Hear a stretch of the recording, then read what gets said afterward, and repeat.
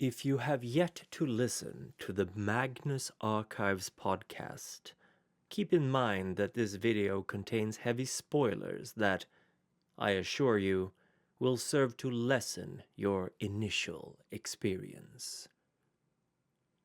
You have been warned. So, where does one even begin to classify fear? Crack open a psychology handbook or type a few hesitant keystrokes into Wikipedia and you'll be buried beneath a mountain of phobias, syndromes, and disorders of the human psyche. Does that mean there are just as many entities, one for every neurotic twitch and late-night anxiety spiral? Perhaps you imagine cosmic, pastry-shaped titans, vast, incomprehensible donuts, glazed in entropy and dusted with sprinkles made from the powdered bones of collapsed dimensions. Victims of leucomophobia, the fear of donuts. Of course, that's not quite how it works. Probably. You see, no one really knows where one fear ends and another begins. If we did, tracking down their avatars might be a good deal simpler. Picture it, a being heralded by the honk of rubber noses, the slap, slap, slap of two large shoes, with avatars smeared in grease paint and clashing colors 2 sizes too big. A whole entity devoted to clown fear. It sounds absurd until you remember 2016. Still, everyone knows the truth. Clowns are merely servants of the stranger. Powerful, yes, but no entity has ever been confirmed to spring solely from chorophobia. No, the entities are older than that. Older than clowns. Older, perhaps, than language. They come from something deeper. What you might call proto-fear. The raw, undiluted dread that slithered through the first neural pathways of the first creatures ever to feel.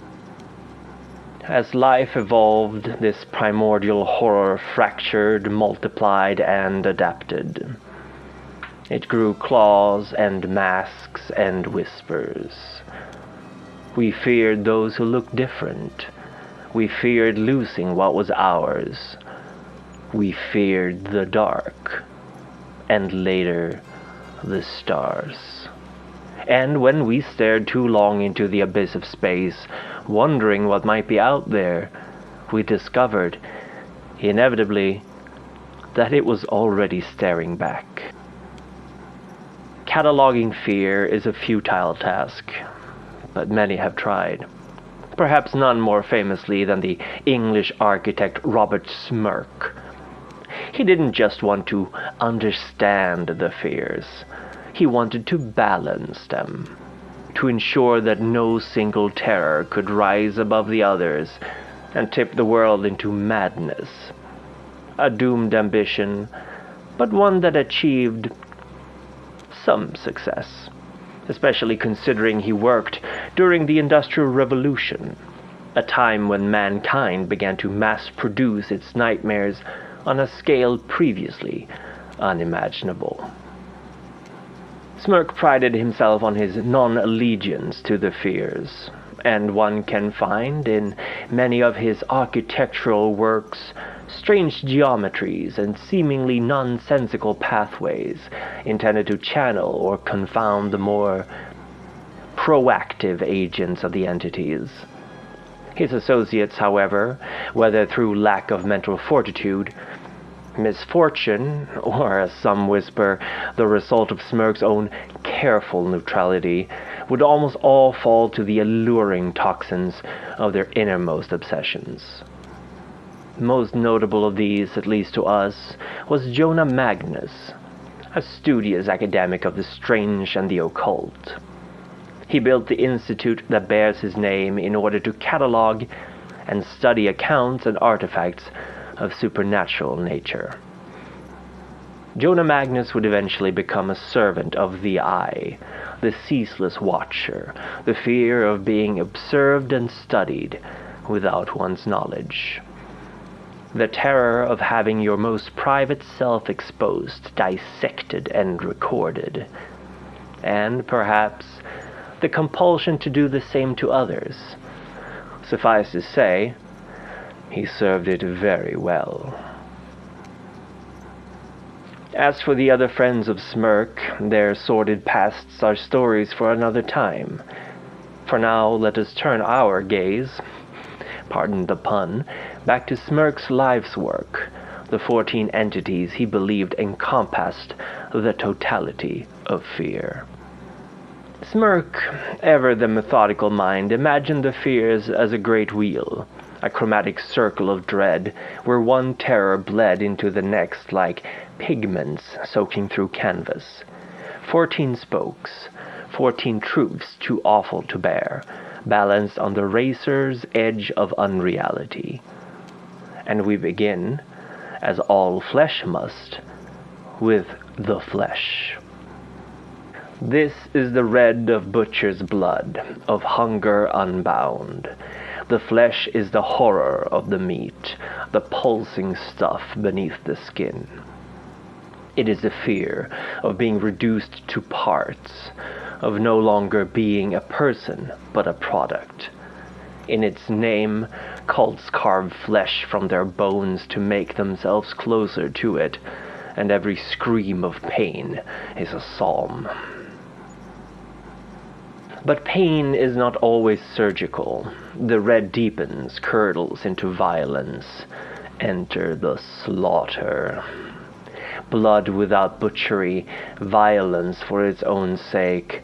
War drums, primal rage, the ecstasy of bloodletting. If the flesh whispers of consumption, the slaughter howls of destruction.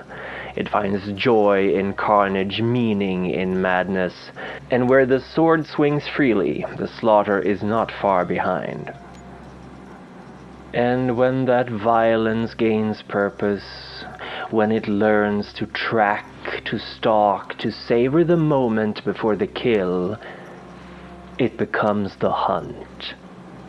This is not mere violence, but the fear of being pursued, of something smarter, faster, stronger than you, and absolutely relentless.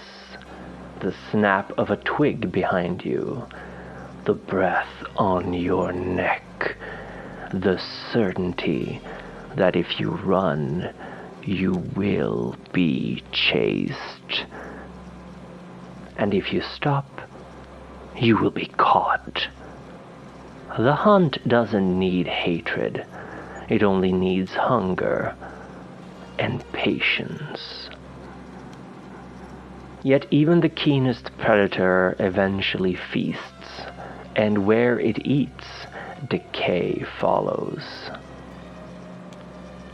Violence decays into the corruption, a jaundiced, festering fear, rot, infestation, the slow, sick certainty that something is growing inside you, and it's not done yet. Mold on the ceiling, maggots in the skin, a sense that the world is not just dirty, but fundamentally wrong. It is a fear that smells of damp and disuse. And once it touches you, it never leaves. Corruption warps the mind as much as the body, and through that sickness we begin to twist. We step sideways into the spiral. Not disease of flesh, but disease of thought. Madness, confusion, contradiction. The spiral is the labyrinth with no exit, a house with shifting doors, a truth you can't unknow because it was never true to begin with. It is the fear of losing the thread and then realizing there never was one at all. Lost and disoriented, you stumble outward, out into the vast. sky, sea, space, the overwhelming scale of things too big to comprehend. You are but a speck on a speck hurtling through the void. There is nothing out there for you. There never was. The vast does not hate you. It barely notices you. And that might be the worst part. Yet within this endless openness you find not freedom, but the lonely. Isolation made manifest, the absence of touch, of voice, of being known. It is the slow horror that no one is coming to help, that they have all forgotten you, or worse, that they remember and chose to leave you behind. And from absence to entrapment we arrive at the buried, heavy, close, claustrophobic.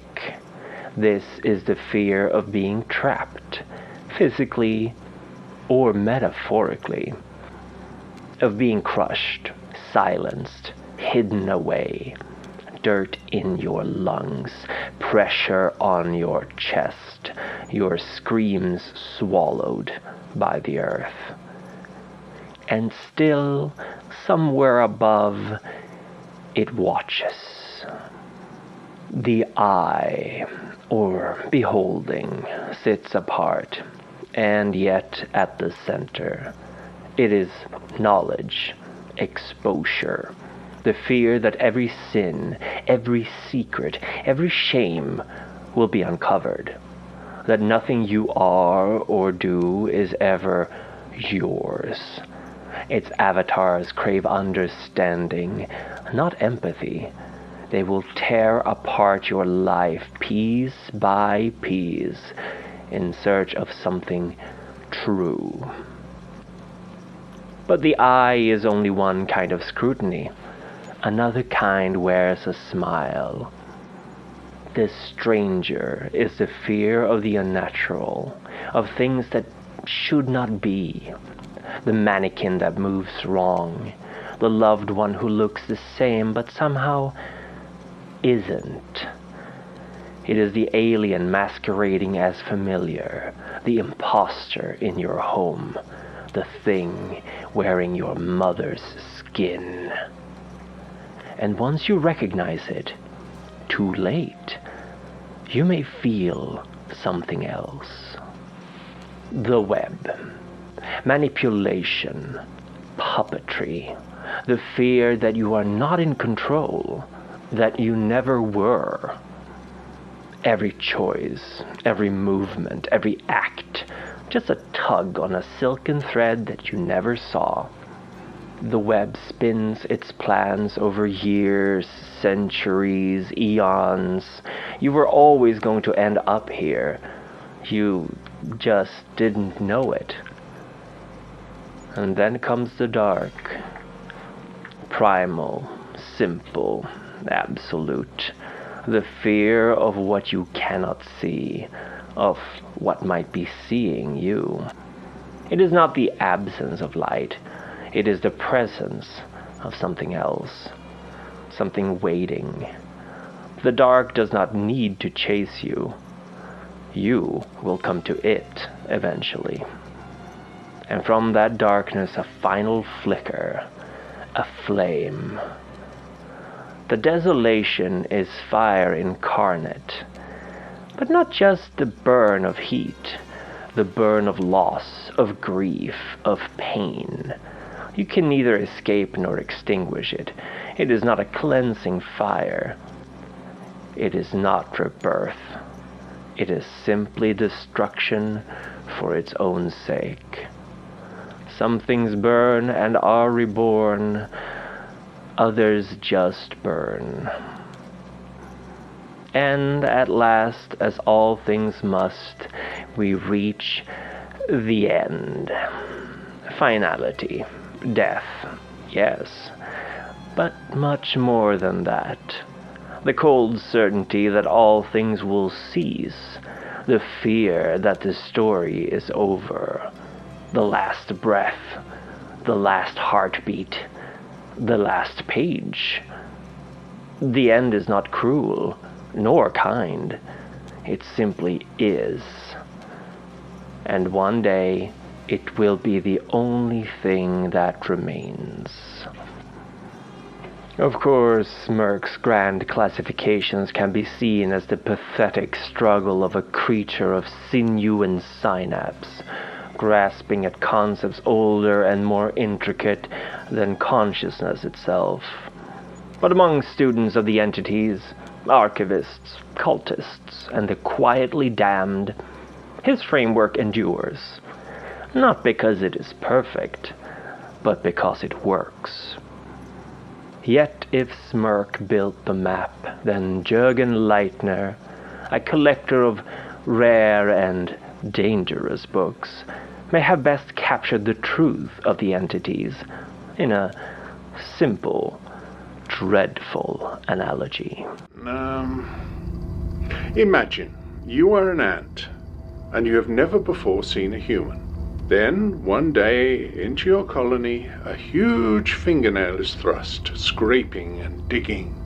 You flee to another entrance, only to be confronted by a staring eye gazing at you. You climb to the top, trying to find escape, and above you can see the vast, dark shadow of a boot falling upon you. Would that ant be able to construct these things into the form of a single human being? Or would it believe itself to be under attack by three different, equally terrible but very distinct assailants? To the ant, the fingernail, the eye, and the boot are separate, disconnected horrors. But they are not. So too, perhaps, are the fears. 14 masks, 14 truths, 14 facets of something that may not be many, but one. Something vast, something patient, and something very, very real. I would like to take this opportunity to thank my patrons for their support. Bambi Parsons, a leader with an unbreakable will, Alexander Canehurst, Casper99, Non-God and Quinn Sullivan, Udan, Harry Wyckoff, Afrock Amby, Kristen Smith, Erratic Transparency, Fun-Sized Sbass, Idrin, Jesse, John White, Lucas Inzolini, Mr. Bear, Patrick Long, Procyon, The Black Friar, Thorfinn Skullsplitter, and Win-Win Robin. Thank you very much.